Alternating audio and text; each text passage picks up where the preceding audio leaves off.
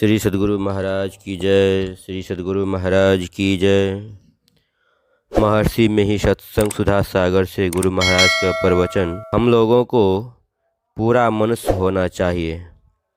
प्यारे लोगों, स्वार्थ और परमार्थ इन दो शब्दों को लोग बोलते हैं, अर्थ जानते हैं और समझते भी हैं। इन दोनों से मनुष्य का जीवन बन जाना चाहिए। जीवन भर स्वार्थ और परमार्थ का मेल रहे, यही संसार में रहने का अच्छा ढंग है। जो केवल अर्थ ही अर्थ में रहते, परमार्थ चिंतन नहीं करते, उनका जीवन अच्छा नहीं है। केवल परमार्थ ही हो, अर्थ नहीं हो तो जीवन ही नहीं रहे। स्वार्थ का अर्थ लोग करते हैं अपने लिए संसारिक सुख का अर्जुन, और उसमें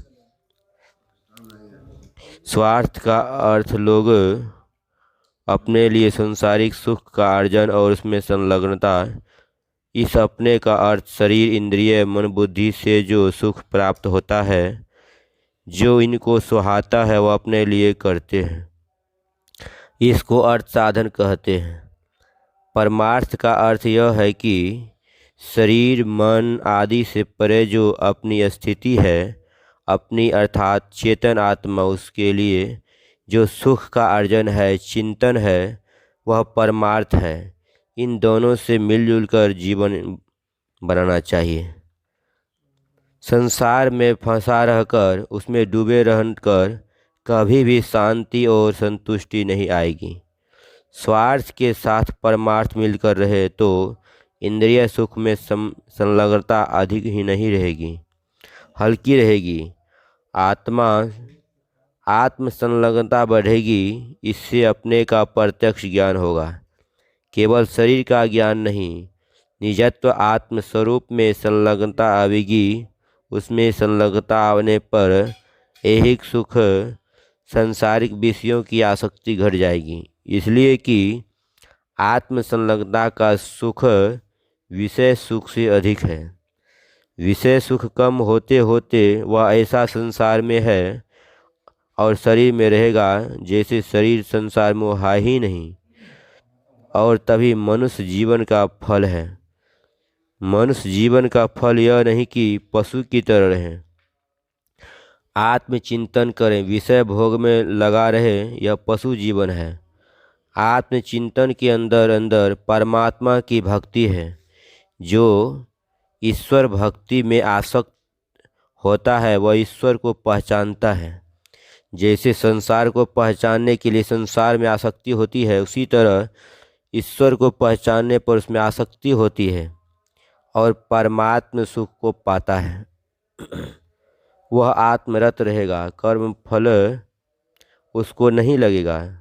यही पूरे मनुष्य का कर्तव्य है। हम लोग आत्मरत होकर आत्मचिंतन करके परमात्मा की प्राप्ति करें और उसके सुख को भोगें। यह मनुष्य शरीर का काम है। यदि भोगमय जीवन है तो पशु जीवन के समान ही है। आत्मचिंतन या आत्मरत दो शब्द है, लेकिन बात एक ही है। अपने अंदर अपना निशाना है और अपने उस पर संलग्न रहना है, तो वह आत्मरत होने की कोशिश करता है और इसी को आत्मरत हुआ जाता है। जो कोई इसकी साधना करता है तो वह उस केंद्र में केंद्रित होता है जहाँ से इसका विस्तार हुआ है। सिमटा में ऊर्ध्वगति होती है, ऊर्ध्वगति में आवरणों का छेदन होता है। इस तरह वह माया मंडल को पार कर परमात्मा को प्राप्त करता है। ऐसा ही पूरा मनुष्य होता है। हम लोगों को पूरा मनुष्य होना चाहिए। सत्संग करना चाहिए, भजन करना चाहिए। भजन का अर्थ केवल गीत गाना नहीं है। हम लोग सत्संग करते हैं, यह भी एक प्रकार का भजन है। ईश्वर क्या है, संसार क्या है, इसका बोध दुर्गम और गंभीर है। बहुत सत्संग, साधन, गुरु सेवा से इसका अच्छा बोध होता है। इस संसार में हम देखते हैं कि पृथ्वी है, इसके अतिरिक्त और 4 तत्व है। पृथ्वी से अन्न उपजता है। विशेषज्ञ कहते हैं कि हीरा मोती सभी मिट्टी से बने हैं। मिट्टी के ये रूपांतर हैं। पानी में वाष्प और बर्फ बनते हैं, यह हम देखते हैं। इस बनावट को देखकर जाना जाता है कि सृष्टि रचना में बनावट होती है। इसका कुछ मूल है जिससे बनावट होती है। इसी मूल चीज़ को प्रकृति कहते हैं। प्रकृति में रूपांतर होता है, अर्थात बनता है, रहता है और मिटता है। बनाना, रहना, मिटना इस तरह संसार में होता है। बनने के तासीर को रजोगुण, करने के स्वभाव को सतोगुण और मिटने के कार्य को तमोगुण कहते हैं।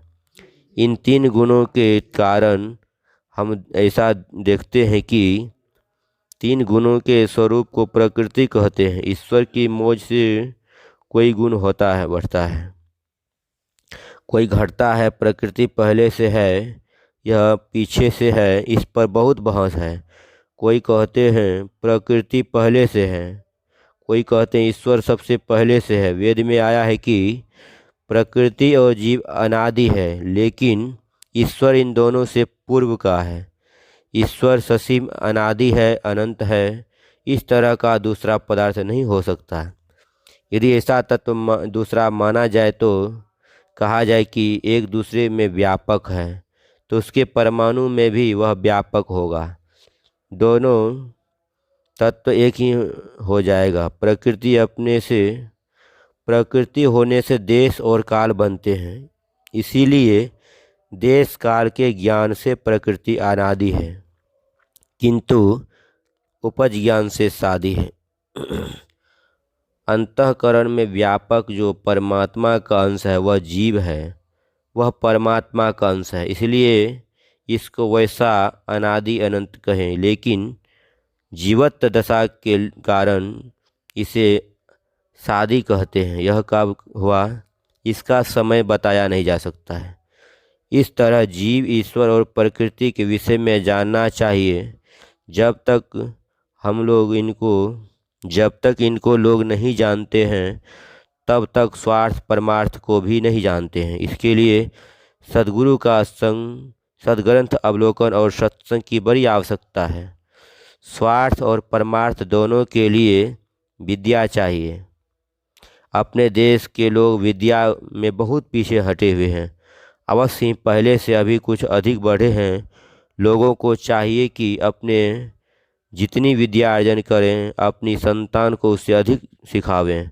जो बूढ़े हो गए, इनको भी चाहिए कि सत्संग करें, भजन करें, सत्संग के रहस्य को समझें और अपना जीवन सफल बनावें।